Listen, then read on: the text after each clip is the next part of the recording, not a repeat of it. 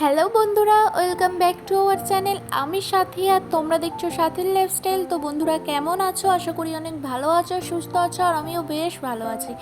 আজকে আমাদের রেসিপি হচ্ছে রুই ভাপা। তো খুব সহজ পদ্ধতিতে তোমাদের এই রেসিপিটা শেয়ার করব, আর এটা কিন্তু খেতেও খুব দুর্দান্ত হয়। তো চলো আজকে রেসিপিটা শুরু করা যাক। প্রথমেই আমি বাটিতে জল নিয়ে 4টে মাছ আর একটা লেবুর রস আর সামান্য মতন নুন দিয়ে 10 মিনিট মতন ভিজিয়ে রেখে দিয়েছিলাম। তো তারপর দেখো, লেবু দেওয়ার কারণে মাছটা কিন্তু অনেকটা সাদা হয়ে গেছে আর অনেকটা পরিষ্কারও হয়ে গেছে। আর লেবু দেওয়ার কারণে কিন্তু মাছটা অনেকটা নরমও হয়ে যাবে, আর মাছের যে একটা আঁচটে গন্ধ থাকে সেটাও কিন্তু ছাড়বে না। তো তারপর একটু ভালো করে ধুয়ে নিয়ে সামান্য একটু হলুদ গুঁড়ো আর সামান্য একটু নুন ভালো করে এই মাছের মধ্যে মাখিয়ে নিয়ে আরও 5 মিনিট মতন রেখে দেবো।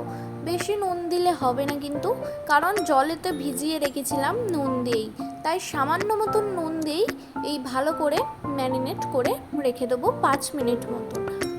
তারপর দেখো, মিক্সির একটা ছোট জার নিয়ে নিয়েছি। এবার একটা পেস্ট বানাবো। তার জন্য লাগছে আমাদের 2 চামচ সর্ষে, 2 চামচ পোস্ত। তোমরা কিন্তু সাদা সর্ষেও দিতে পারো, আমি কিন্তু দিইনি। আর 10টা মতন কাজু বাদাম, 2টো কাঁচা লঙ্কা, সামান্য একটু নুন আর সামান্য একটু তেল, জল দিয়ে ভালো করে একটা সুন্দর পেস্ট বানিয়ে নেব। দেখো, পেস্টটা দেখতে কিন্তু অনেকটা সুন্দর লাগছে এতে। এরপর 2 চামচের একটু বেশি টক দই নিয়ে নিয়েছি বাটিতে। তারপর যে আমরা পেস্টটা বানিয়ে রেখেছিলাম সেটা এই টক দইয়ের মধ্যে দিয়ে দিচ্ছি। এরপর তেল দিয়ে দিতে হবে, সর্ষের তেল দিয়ে এই পেস্টটা আর দইয়ের সাথে ভালো করে একবার মিশিয়ে নিতে হবে। খুব সুন্দর করে কিন্তু মেশাতে হবে। তো আমি মিশিয়ে নিয়েছি। ভালো করে মেশানো হয়ে গেলে এবার যে আমরা 5 মিনিটের জন্য মাছটা রেস্টিংয়ে রেখে দিয়েছিলাম, এবার এই পেস্টের মধ্যে দিয়ে ভালো করে একবার এই মাছের সাথে খুব সুন্দর করে মিশিয়ে নিতে হবে, যাতে এই পেস্টটা ভালো করে মাছের ভেতরে একদম ঢুকে যায়। তো সেহেতু ভালো করে মেশাতে হবে আমাদের। সুন্দর করে ম্যারিনেশন হয়ে গেলে এর উপরে সামান্য একটু কসুরি মেথি পাতা আর 4 থেকে 5টা কাঁচা লঙ্কা চেরা। তোমরা যে যেরকম ঝাল খেতে পছন্দ করো সেরকম দেবে কাঁচা লঙ্কা।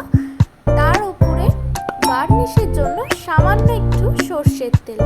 তারপর টিফিনটা ঢাকা দিয়ে 25 থেকে 30 মিনিট মতন গরম জলে ভাপিয়ে নিতে হবে।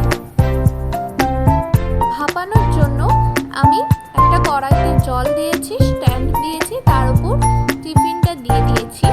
এবার 25 থেকে 30 মিনিট পর এটা ভাপানো হয়ে যাবে। তারপর ভাপানোর পর আমি আপনাদের খুলে দেখাচ্ছি। দেখুন কতটা পরিমাণে সুন্দর লাগছে রুই ভাপা, কিন্তু খেতেও কিন্তু দুর্দান্ত হয়, খুব সুন্দর খেতে লাগে। আপনাদের অবশ্যই রিকোয়েস্ট করলাম একবার হলেও বাড়িতে একবার ট্রাই করে দেখতে পারেন, অসাধারণ খেতে হয়। এর সাথে কিন্তু আর কিচ্ছু লাগবে না। আজকের ভিডিওটা ভালো লাগলে আমার চ্যানেলটিকে লাইক, কমেন্ট, শেয়ার, সাবস্ক্রাইব করে দিও বন্ধুরা। আর তোমরা সবাই একটু আমার পাশে থেকো। সবাই ভালো থেকো, সুস্থ থেকো। আজকের মতন টাটা সবাইকে।